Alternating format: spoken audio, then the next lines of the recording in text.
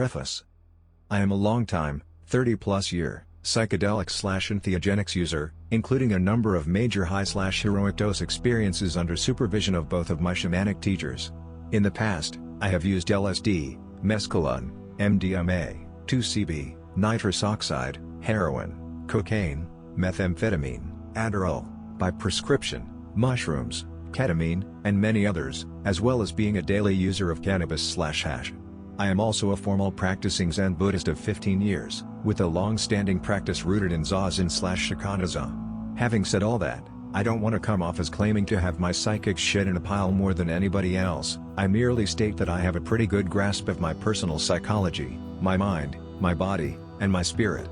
Even so, I have had brief periods of overuse, but for the most part, I treat these compounds as medicines for the mind, heart, and spirit, and approach them with respect. I was gifted a small quantity of DMT powder by a close friend. Unlike the last supply I'd gotten, which looked to be a very crude home extraction, this powder was very clean looking, homogeneous, and of a light fawn color. Unfortunately, neither my friend nor I could discern what flavor of DMT it was, N or 5-MAOI, so I figured that it was going to take me tasting it to suss that out. Oddly enough, it was me who introduced N-DMT to that same friend a few years earlier. Back then, I didn't have much by way of a proper DMT setup. The powder was either placed between dried mint leaves and smoked raw, or later, to help keep it from burning, loaded into a crude hand and lighter vaporizer rig. The experiences were valuable, but of very low threshold. Some mild, interesting visuals, but nothing astounding. It did, however, teach us both that there was something great and majestic awaiting us in this compound. So, about a month ago, I decided that I should at least try and suss out what type of DMT I'd been gifted. I was hoping for N-DMT, and I figured that with an extremely low dose, I should be able to sense which it was if the body sensation, for me, it always felt like I'd climbed into an elevator, hit the up button, but inexplicably started going down rather abruptly, was present, without launching myself into hyperspace. Having found an unused glass vapor bulb, aka meth pipe, in my hash oil kit a few days earlier that fit my favorite water pipe, I believed I'd gathered the perfect setup. So one Friday night as my girlfriend and I readied for bed, I told her that I wanted to do it, and would she mind spotting for me. I told her a bit about the substance, what she could possibly expect of me if I wound up going further than I'd planned, some safety reassurances, etc., etc. I told her the chances of me being gone were low, but not zero, and if I got more from it than I'd planned, I'd just have to roll with it. So, with a tiny, think head of a stick bin, amount loaded into the bulb, I climbed into bed with her, gave her a kiss, and said, well, let's see what I can see, huh? I used a butane torch to heat the bulb, and got a minuscule whiff of gray-white smoke, barely noticeable, filling the bulb. I drew it into my lungs, held it for as long as I was comfortable, then exhaled. The distinct burning plastic odor was present, but besides that, I had no noticeable effects, and said so. I waited 10 or so minutes, to let whatever DMT I had in my system metabolize out, and loaded the bulb again. This time the amount I placed in the pipe was about the amount, by volume, that looked the size of a sesame seed. I torched it, and could see it readily melt into an amberish liquid quite readily, then into an off-white mist. I inhaled deeply, held my breath for about 20 seconds, then exhaled. Seeing no vapor, and barely tasting anything upon exhalation, I thought I may have lowballed it again, and was about to say that's it for tonight when suddenly, to my amazement, I was struck by a feeling of profound majesty the likes of which I still find hard to describe. I knew I was off, and tried to communicate that to her, but all I could say was oh, wow. Wow. Lights. Get the lights. I was utterly dumbfounded. I thought for sure I'd barely have gotten any in me. I was very, very wrong. In the darkness, before me flayed open all of reality. It was as if I was the center of the universe, and everywhere I looked, I could see the gently throbbing, pulsing machinery that underlies the fabric of space-time. On one hand, they were slightly crystalline, and on the other, very soft and organic. As I let the fractals coalesce and tick away like the most intricate of watch mechanisms, I saw before my eyes a flow of pipes, or what at least looked like pipes, tubes, and wires. They moved, weaving themselves together into a larger, more singular column, not unlike a fluted Doric column in an ancient Greek ruin, with these tubes forming the fluting of the length of the column, but at places crossing over themselves. A sparkling, Colorful energy seemed to pulse and flow through them as if the tubes that made up this column themselves were transparent. A moment later, and I suddenly could see that they were not tubes at all. They were that flowing energy. And as my view of it / them clarified and sharpened, I could see that each glowing, twinkling light of that energy was a numerical digit, a 1, 3, 0, 2, 7, 4, and on, flowing endlessly, continuously, eternally. Each digit, a different, glowing translucent, almost fluorescent, color. I was simply amazed. It was breathtaking. More than amazed, I was truly speechless. This gave a whole new meaning to the word breathtaking. I remember hearing myself exhale very slowly and intentionally over and over again as the experience kept building up, and was comforted by that sound. Well, at least I'm still breathing. I remember saying to myself. Speaking of internal dialogue, I also remembered being quite surprised at how lucid I remained. I could distinctly hear myself narrate this experience to myself. My ego was along for the ride, was still functioning rather well, and was actually having quite a pleasant time of it. I remember saying to myself how utterly alien this feels. How utterly alien, yet somehow, comforting and oddly familiar. This place, these things stand outside of space and time, yet they feel familiar. In my core, I know this place. I know this place, and it knows me. Opening my eyes, the room was pitch dark, save for the dim light of the stairwell, which for some reason gave off a slightly sinister energy. Every shape I could see seemed completely and abjectly alien to my mind. It was starting to make me feel a bit uncomfortable, and I had a moment of it all too familiar to psychonauts anxiety, where you say, when will this get back to normal? Am I stuck here? I closed my eyes again, and, while letting the ambient music wash over me, I simply reminded myself that I only had one hit, and that at maximum, the experience couldn't last more than 20 minutes. It felt like 40 had already passed, but I simply relaxed into it as best I could, and watched the crystalline colors spin and tick-tock in their Mandelbrot majesty. I suddenly but gently heard my ego / narrator chime in, reassuring me it will all come back together again a number of times. I then realized that this was being told to me on more than one level. In the most gross, obvious way, it was being said to reassure me that baseline would once again be reached. On another, more spiritual level, I was feeling that I was being told that all life energy returns to the vast ocean of consciousness from whence it had come, and this gave me both comfort of spirit, and a shiver of gnosis that so often goes with revelation.